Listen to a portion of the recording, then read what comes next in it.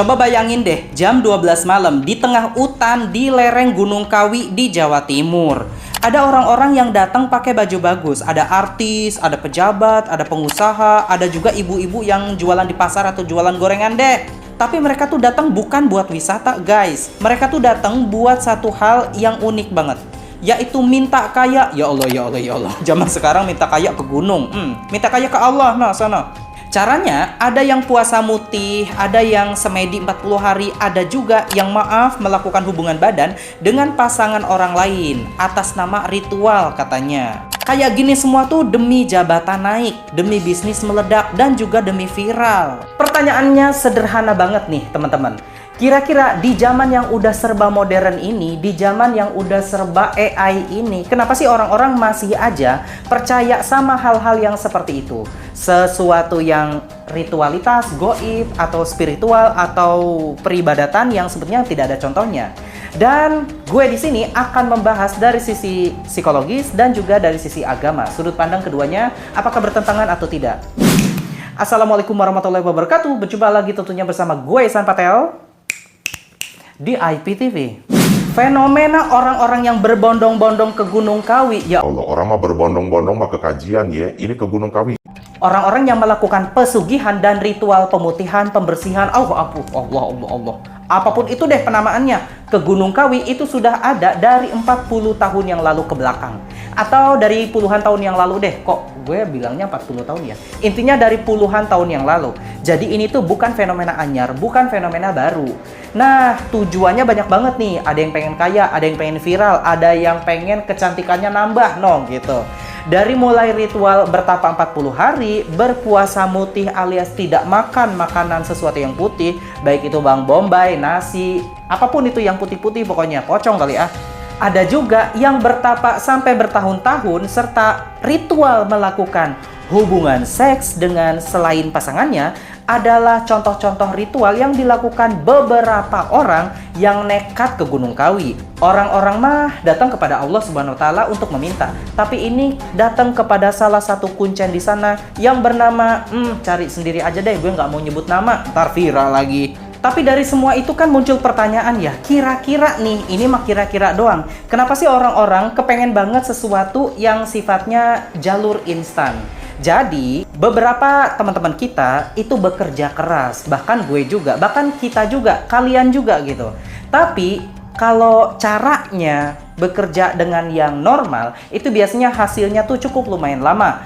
Orang tuh pengen yang kerjanya nyantai, terus kemudian rebahan doang, scrolling HP, ritual begini-begini, abis itu dapet deh jabatan yang tinggi, dapet deh uang sekoper. Orang mikirnya begitu. Nah, kira-kira penjelasan dari sisi psikologis itu seperti apa sih? Yang pertama itu adalah desperation bias ataupun bias keputusasaan.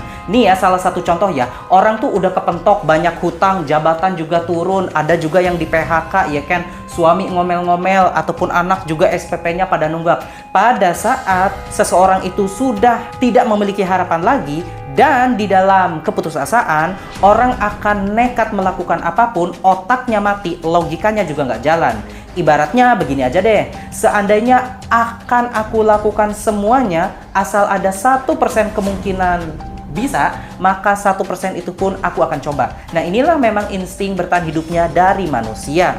Ibarat gini aja deh, orang kalau udah lagi tenggelam, dilemparin sedotan satu aja, digenggam deh sama dia. Yang penting kira-kira gue bisa pegangan deh. Ada kesempatan gue bisa selamat gitu.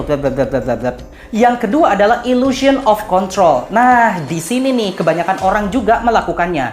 Ibaratnya kayak gini ya teman-teman. Manusia tuh paling nggak suka ngerasa nggak punya kendali. Hidup itu nggak pasti. Nah, ritual ini ngasih tombol pencet ini nih, bakalan rezekinya datang. Padahal itu kan cuma ilusi doang. Tapi otak kita lebih tenang kalau ngerasa aku udah ngelakuin sesuatu deh daripada cuma pasrah dan nunggu doang. Yang ketiga adalah social proof ataupun FOMO, fears of missing out. Nah, ini juga nih yang viral banget baru-baru ini. Ngelihat si A ke Gunung Kawi kayaknya berhasil deh. Ngelihat si B ke Gunung Kawi dia jadi lurah deh. Pada saat hal-hal yang semacam ini diperlihatkan dan dilihatkan, secara tidak langsung orang-orang akan mengatakan, oh, kayaknya nggak mungkin tidak manjur deh. Soalnya dari sekian banyak orang, banyak juga tuh yang berhasilnya. Coba saya juga melakukan. Inilah kesesatan yang dibuka oleh setan.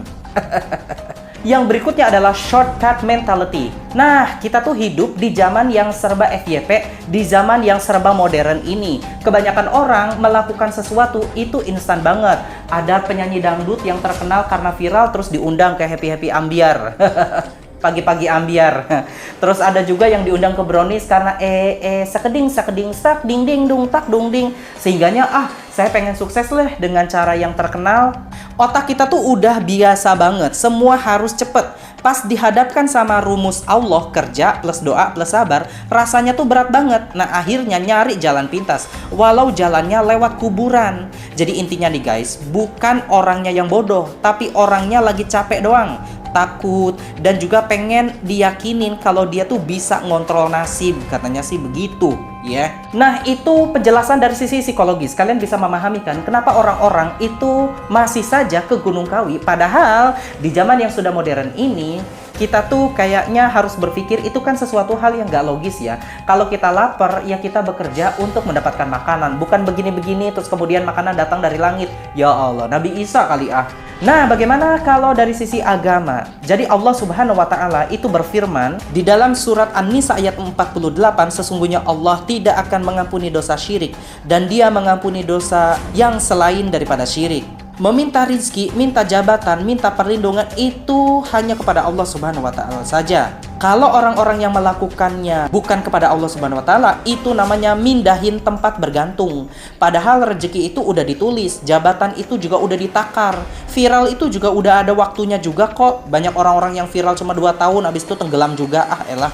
Kemudian di dalam hadis Nabi SAW bersabda, ketika kalian meminta, mintalah kepada Allah Subhanahu wa Ta'ala saja. Pada saat kalian bergantung, bergantunglah kepada Allah Subhanahu wa Ta'ala saja. Terus bagaimana nih? Ada orang-orang yang ternyata manjur. Abis ke Gunung Kawi, pulang bawa duit koper, iya kan? Abis ke Gunung Kawi, dia diangkat jadi kepala cabang camat Konoha, misal begitu dah. Nah, inilah di dalam Islam yang dinamakan dengan istidraj. Orang tuh dikasih dulu, hukumannya ditangguhkan pada saat nanti di hari kiamat, agar mendapatkan azab yang sangat amat pedih.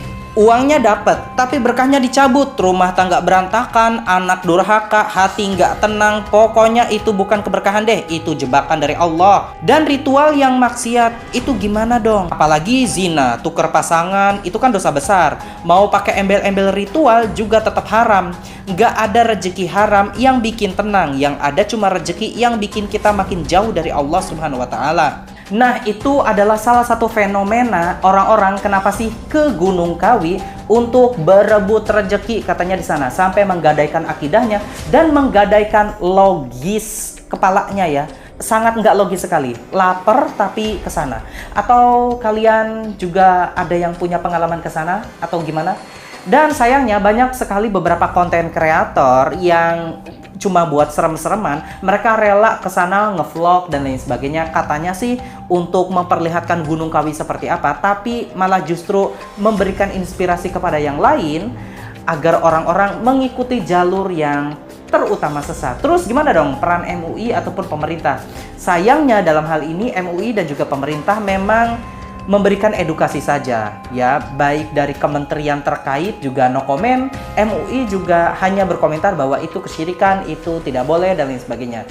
Tetapi ya fenomena Gunung Kawi sendiri sudah menjadi bagian dari hidup masyarakat yang ada di sana, dan tentunya ada beberapa ritual-ritual tertentu yang kemudian katanya atas nama adat istiadat dan atas nama budaya. Nah, kalau dalam ranah hal ini tentunya saya pun tidak mau menyentuhnya ya, karena khawatir menjadi sesuatu hal yang sensitif. Tetapi karena saya beragama Islam, saya berhak memberikan edukasi kepada teman-teman agar selalu bergantung saja kepada Allah Subhanahu wa Ta'ala di dalam pencarian rezeki.